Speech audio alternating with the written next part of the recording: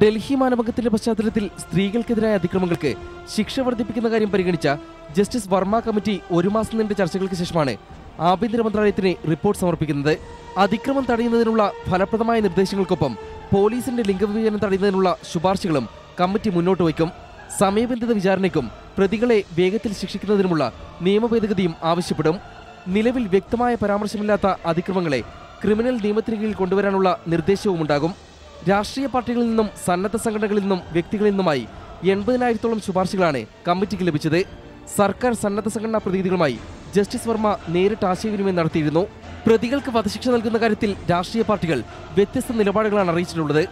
രാസവസ്തുക്കൾ ഉപയോഗിച്ചുള്ള ഷണ്ഡീകരണം, ആജീവനാന്ത തടവ് തുടങ്ങിയ ശിക്ഷാരീതികളും കമ്മിറ്റി പരിഗണിച്ചിരുന്നു. ജുവനൈൽ നിയമപ്രകാരം പ്രായപൂർത്തിയാകുന്നതിനുള്ള പരിധി 18 വയസ്സിൽ നിന്ന് 16 കുറയ്ക്കണമെന്ന അഭിപ്രായവും ലഭിച്ചിരുന്നു. JS വർമ്മ കമ്മിറ്റിയുടെ ശുപാർശയ്ക്കനുസരിച്ച് മാനഭംഗ നിയമവും അനുബന്ധ ക്രിമിനൽ നിയമങ്ങളും ഉടൻ ഭേദഗതി ചെയ്യുമെന്ന് കേന്ദ്ര സർക്കാർ വ്യക്തമാക്കിയിട്ടുണ്ട്. India vision, New Delhi.